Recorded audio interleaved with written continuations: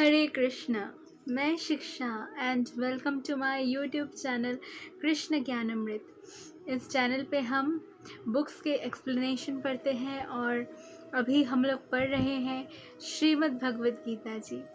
तो श्रीमद् भगवद गीता जी में हमने प्रथम अध्याय पढ़ा है जो कि अभी कंटिन्यूएशन में है, और उसमें मैंने अपने प्रीवियस वीडियो में 9वें श्लोक तक एक्सप्लेन किया था।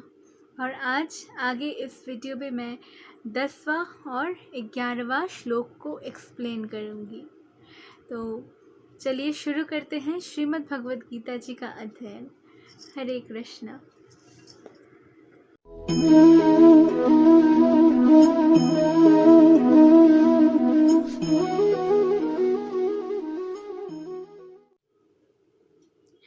तो इससे पहले हमने पढ़ा था 6 श्लोक संख्या 6, 7, 8 और 9।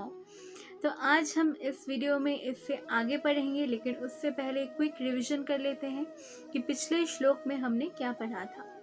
तो पिछले श्लोक में जो है, दुर्योधन द्रोणाचार्य के पास जाते हैं और उनसे कहते हैं कि भले ही पांडवों की सेना में बड़े बड़े योद्धा होंगे, रथी महारथी होंगे, जैसे कि द्रुपद, धृष्टद्युम्न, द्रौपदी के पुत्र, सुभद्रा के पुत्र, लेकिन हमारे सेना में यानी कि कौरवों के सेना में भी बहुत बड़े बड़े वीर योद्धा हैं, जैसे कि स्वयं आप। यानी यहाँ पे दुर्योधन जो है वो द्रोणाचार्य को संबोधित करता है कि जैसे कि स्वयं आप, भीष्म पितामह, कृपाचार्य, कर्ण। तो ऐसे अनेक योद्धा हैं जो हमारी सेना में मौजूद हैं, और कुछ ऐसे भी योद्धा हैं जो मेरे लिए अपने प्राण तक दे सकते हैं। तो यहाँ तक हमने पढ़ा था लास्ट वीडियो में, प्रीवियस वीडियो में। आज हम पढ़ेंगे 10वां श्लोक प्रथम अध्याय का। प्रथम अध्याय 10वां श्लोक। अपर्याप्तं तदस्माकं बलं भीष्माभिरक्षितं, पर्याप्तं त्वत्मितेषं बलं भीमाभिरक्षितम्। अर्थात हमारी शक्ति अपरिमेय है और हम सब पितामह द्वारा भली भांति संरक्षित है, जबकि पांडवों की शक्ति भीम द्वारा भली भांति संरक्षित होके भी सीमित है। तो इसका तात्पर्य यहाँ पे हुआ कि दुर्योधन जो है वो यहाँ पे तुलना करता है कि हमारी शक्ति तो बहुत ही, हम अभी पावरफुल है क्योंकि हम सब जो है वो भीष्म पितामह द्वारा, जो कि इतने बड़े महान योद्धा है, उनके द्वारा हम भली भांति संरक्षित हैं, हम प्रोटेक्टेड हैं। लेकिन पांडवों की शक्ति भीम द्वारा प्रोटेक्टेड होने के बाद भी सीमित है। तो भीम द्वारा संरक्षित होने के बाद भी वो सीमित है।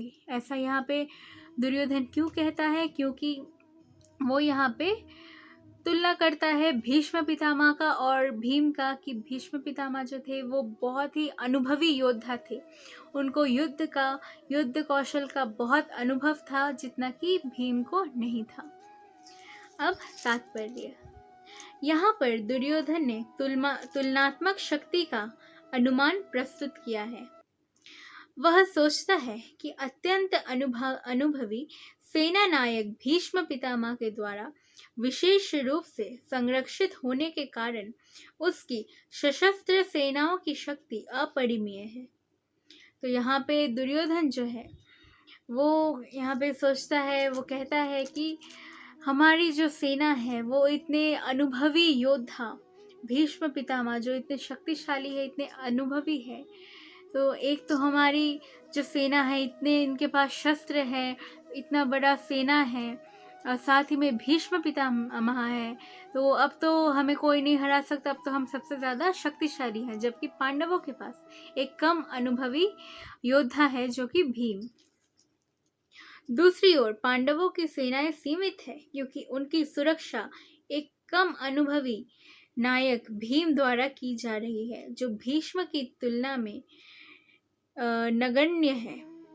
दुर्योधन सदैव भीम से ईर्ष्या करता था क्योंकि वह जानता था यदि उसकी मृत्यु कभी हुई तो वह भीम के द्वारा ही होगी।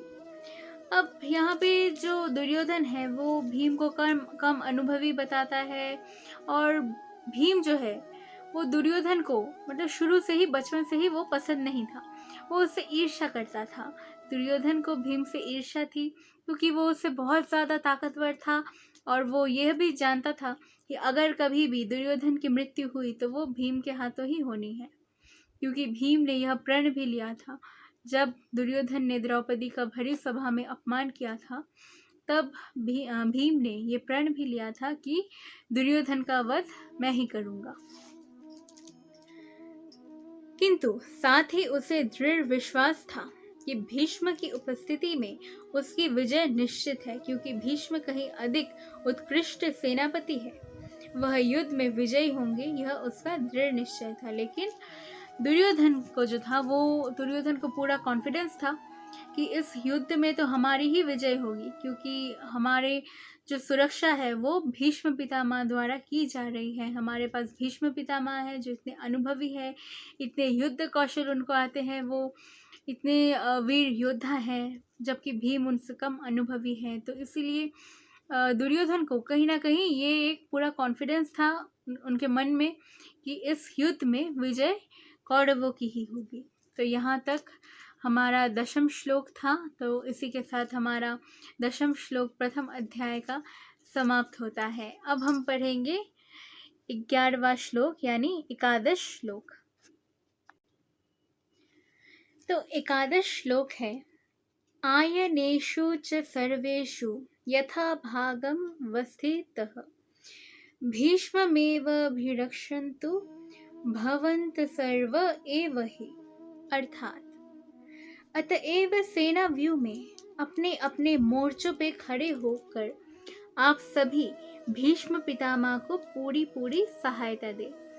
तो भीष्म पितामह का इसके पहले श्लोक में गुणगान करने के बाद अब दुर्योधन जो है वो कहते हैं बाकी सैनिकों से कि अब आप सभी अपने अपने स्थानों पे खड़े होकर भीष्म पितामह को अपनी पूरी सहायता दें युद्ध करने में।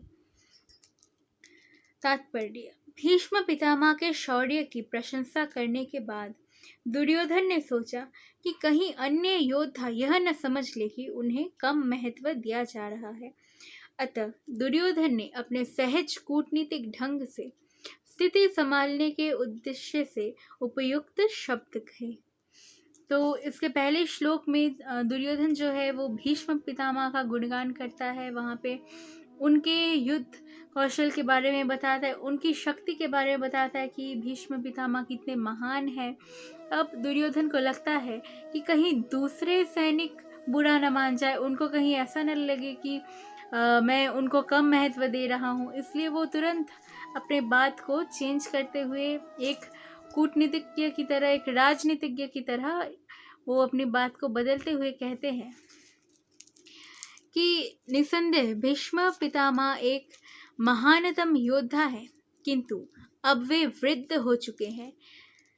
अतः प्रत्येक सैनिक को चाहिए कि चारों ओर से उनकी सुरक्षा का विशेष ध्यान रखे। तो यहाँ पे दुर्योधन ने तुरंत अपना बात को चेंज कर दिया कि भीष्म पितामह को वो इतना महत्व दे रहे थे इसके पहले श्लोक में, अब उनको लगता है कि कहीं दूसरे सैनिकों को ना लगे कि अच्छा हमें कम महत्व दिया जा रहा है, इसलिए दुर्योधन अपनी बात को बदलते हैं, एक राजनीतिज्ञ की तरह, एक पॉलिटिशियन की तरह अपने बात को बदलते हैं और कहते हैं कि भले ही वो बहुत महान योद्धा है, बहुत वीर है, लेकिन अब वे वृद्ध हो चुके हैं, अब वे बूढ़े हो चुके हैं, इसीलिए आप सभी की सहायता की उनको ज़रूरत पड़ेगी। इसलिए आप सभी अपने अपने स्थान पे खड़े होकर उनकी सुरक्षा का पूरा ध्यान रखें और उनकी सहायता करें।